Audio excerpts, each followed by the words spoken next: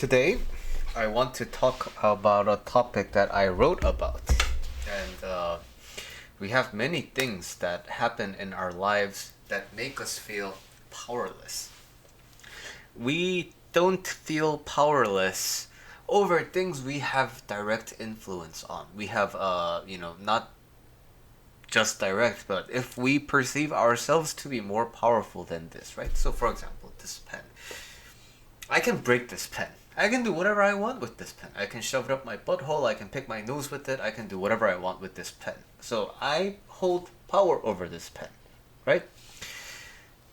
But when it comes to, for example, I go to jiu-jitsu and I have a training partner who's like 100 pounds more heavy than me, and I feel powerless against that person. And you know what? Even if they're not, even if they don't outweigh me significantly, I'm a blue belt, right? So if there's a black belt who really wanted to kill me, they probably can with ease. And that's what makes me really thankful to train in a very safe environment, right? Because I know every single one of these people, if they don't respect my tap and they continue choking me, they can easily kill me, right? So I'm kind of entrusting my life onto these people. But more importantly, what I'm saying is there's always a power difference with the things that you interact with. And power, comparing you and their power is one way to look at things, right? And so, for individuals, maybe you have someone who reports to you. You're their boss, so you hold a lot of power over them. But maybe you may be a parent to a child, and you may hold a lot of power to your child. But to your boss, you feel very powerless relatively, right? And but what makes us lose power the most? I think it is when you are faced with big challenges in life. So, for example, you feel really hopeless about the current political situation. You feel really hopeless about the fact that you just declared bankruptcy and you don't see a way to regain your financial health. Maybe you lost a family member and you have this deep grief about, and you're not sure if you can get your life the way it was prior to their passing, right? So in these types of big power differences, what do we do in that case, right? And power differences can be observed. We may not be directly involved in it. So one of the famous examples of power differences is like David and Goliath, right? David was a small, frail man compared to Goliath, but David didn't play the game of strength with Goliath, which Goliath was good at. So David outwitted Goliath and stood victorious over Goliath, right? So while there is a power dynamic, David found a way to stand victorious. But we're not David, we're not Goliath, we're observing this from an outsider's perspective, right? And when we look at world history, so for example, like, Israel and all these other countries are fighting, but I have nothing to do with it because, I'm not directly involved in any of that, right? So, if I'm, not a Buddhist and I don't see the world in an interconnected network kind of a way, then I may think, hey, it has nothing to do with me, but look at the power difference between the two armies, right? They're having a bout of power.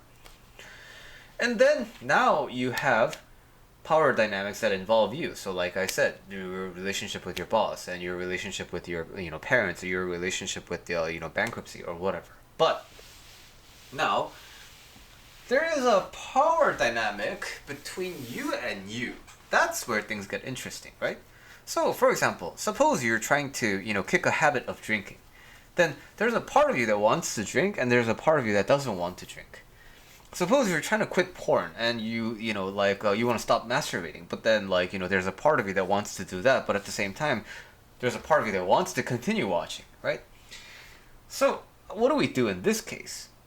And I want to take it a little bit one step further, and I want to say that all problems related to suffering are inherently, ultimately, an inner power dynamic problem. So, when you feel stress about the world, right? Because Russia and Ukraine are still fighting, and that really bums you out. Although it has really nothing that's directly impacting you, you may be really bummed about that. Global warming. It's like kind of like it's somewhat related to you, but it's you feel powerless against global warming. Okay, so why is this? It seems like it's an external thing, but why do I frame it as a inner power dynamic thing? It's because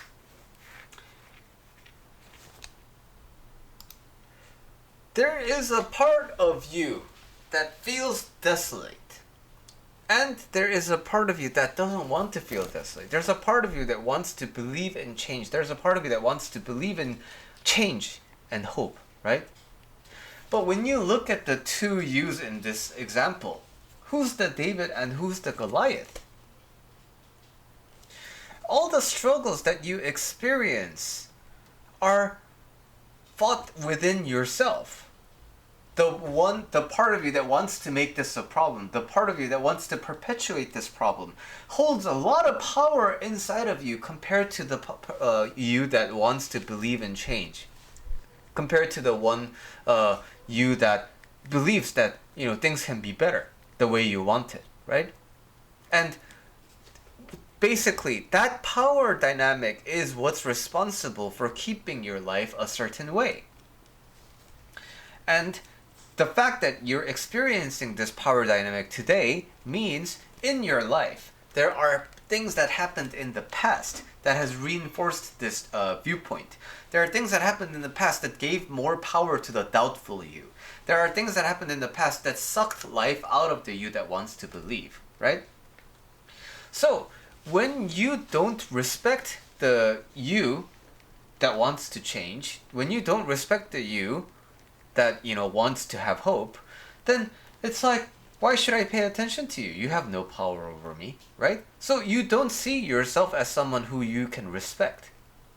But when it comes to the part of you that is like all hopeless and is complaining about everything, that you is so powerful, right? So of course you have to listen to powerful people. So how you respond to power and how the different voices in your head have taken on certain amounts of power is really what's responsible for your day-to-day experience. So in order for you to change your life, in order for you to kind of live life the way you want to live, you have to respect the you that wants to live life that way. And that means no matter how desolate things seem at the moment, there's one thing and this is practically the only thing you need, because this is the foundation. You can fail over and over again with hoping and changing, but as long as you have this foundation, you can start again. And that foundation is believing that there is a way. Because when there isn't a way, what's the point? For example, there is no way for us to live until the end of eternity, right? We all die.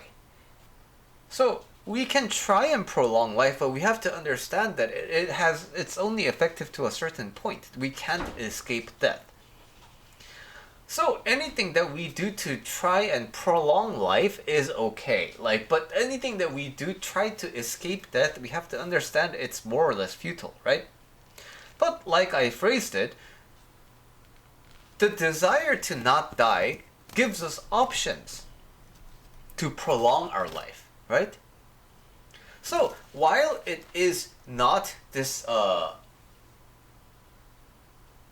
direct answer to our problem, because we believe there is a way, we keep thinking of ways to kind of go around and defeat this Goliath of death. And who knows, maybe in the future, biology will biological developments will make us continue life on and on and on and on and on and on and on. But there's no way for us to see in the grand scheme of time if it will truly really last, right? Because the universe is like billions and billions of years old. Like human history compared to the entire history of the universe is like 1 second, right? So can you imagine living that long and, death is kind of a gift, but that's kind of a segue. I mean, into a completely different topic. But if you don't believe, there's no point. Because whatever evidence you have will just reinforce the idea that this is pointless. But as long as you believe in the idea that there is a way, your mind keeps on looking for ways. And the way that you keep finding, the way you keep trying, the way you keep applying yourself will eventually get you to a point where you are closer to your intended goal. So, bit of a concept-filled video, but if you have any trouble understanding the concepts described here, I'd be happy to hop in more detail. But with that, I'll see you in the next video.